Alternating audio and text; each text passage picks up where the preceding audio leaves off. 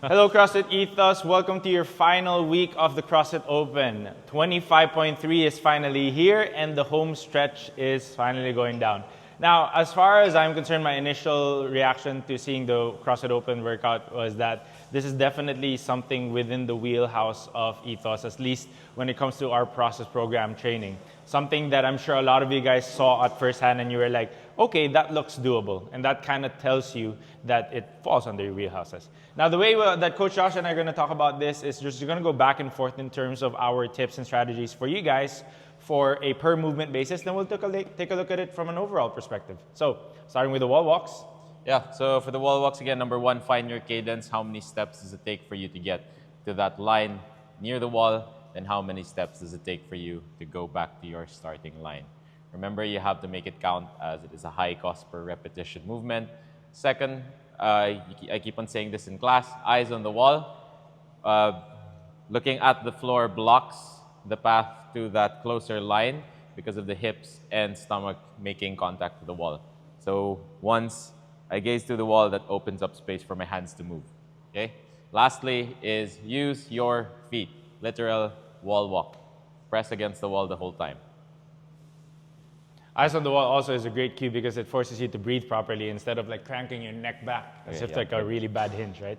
Talking about the rowing, we'd like to see this from a two workout perspective. So the first row that you're doing is definitely more of a buy-in into your workout. It's something a little bit more familiar to you. You're coming into it fresh. We know on our regular Tuesday aerobic day or even our Thursday aerobic recently that we have a very good command or an idea of what we are capable of with high repeats. Now, 50 calories is not something foreign to most of our gentlemen. However, for our ladies, it is a little bit of a higher capacity or a higher domain that you're used to. So make sure that you're pacing yourself a little bit on that first row.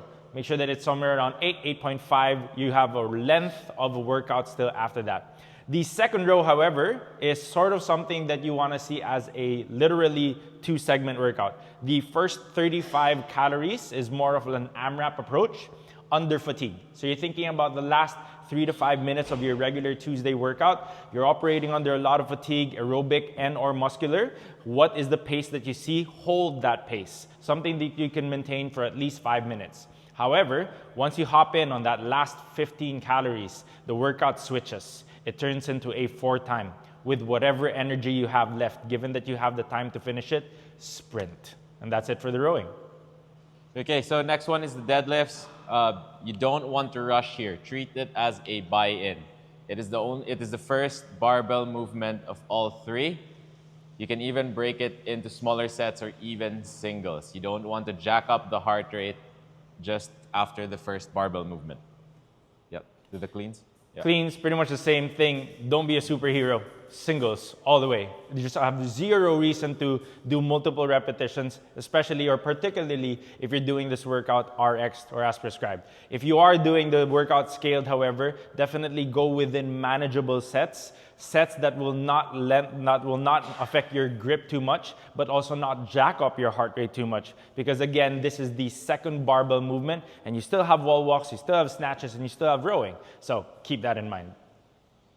Okay, so the snatches, it depends on where you are. If this is the last movement towards the time cap, then I suggest going all out. But if you still have time for the rower, right, you want to save yourself. So you want to find a cadence that works for you. If that's singles, twos, or threes, just something that can allow you to move continuously. You don't want to bottleneck after doing some touch and go reps and then spending the rest of the 30 seconds to 1 minute with your hands on your knees and your face staring down the floor.